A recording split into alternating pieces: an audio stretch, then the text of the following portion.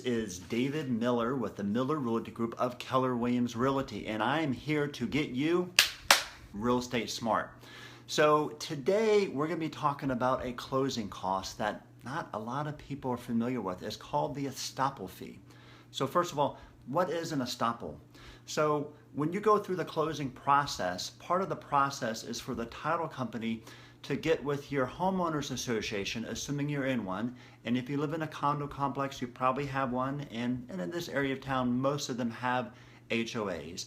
And they get with them to find out if you are current on your fees, if you're not, how much you owe. And then they also find out if there's any special assessments that need to be paid, or maybe you're not paying. So that is what it is. Now, why is it important that we go through this here? Well, the history of the Estoppel fee has changed a lot over the past 2 years. Typically, the fee used to run around $100, so it would appear on your closing statement as a separate line item. And the reason being is that the title company would order it and they would foot the bill by paying for it. But what has happened is that when it doesn't close, the title company is still responsible for that. What has also happened is that this fee that used to be $100 has gone up to $500, $600, $700 with some homeowners association.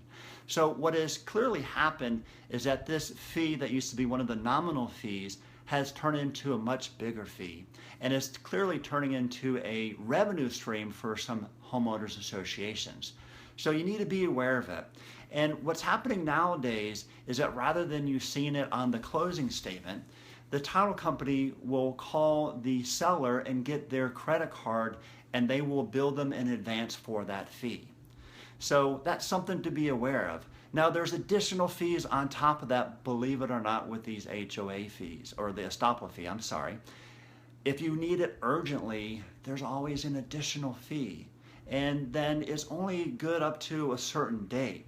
So let's say you're supposed to close on March 15th, and for some reason it gets pushed back 15 days. Well, you have to ask for another estoppel letter from the HOA, and then they will charge you additional fee. So it's getting out of control, and per the current regulation, they're only allowed to charge a reasonable fee. So what is reasonable? I personally feel that over $100 is unreasonable to me. So there's actually a bill that's going to be pushed forward, and that's going to do a couple things. Number one, it's going to restrict the homeowners associations to only charge a fee up to about $100. And rather than 15 days to provide the estoppel letter back, they are going to have 10 days. And if there is a rush that is needed, it's only going to be 50 days. So it's something that they're going to be pushing with the Florida, the state of Florida, and if you hear about it, I would definitely support it. But it is good to know what that fee is with your homeowners association, because the worst thing that you can do is get to a closing, or even before a closing, and then you get a call stating that it's another $550. Now, if you are selling a house, you should always have your realtor provide you what's called a net sheet. A net sheet is going to provide you what your estimated sell price is, as well as all the closing costs, which are usually estimated, because there's a couple things that are going to be on there that are going to be tied to the contract price.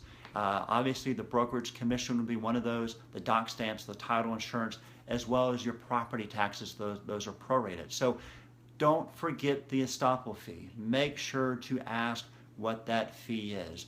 That way you have everything up here, so when you're going through the closing process and you're getting stressed out by moving and everything else, that's not going to be a surprise to you. So that's your answer. I hope you're a little bit smarter on real estate than you were before. We're going to be doing this on a weekly basis, and if you can't get enough of us, you can go to our webpage at www.orlandorealestatevideoblogs.com. That's www.orlandorealestatevideoblogs.com. We have a lot of information on there to help you either buy a house or sell a house, and just give you some information to allow you to be real estate smart. Until next time, I'll talk to you later. Thanks.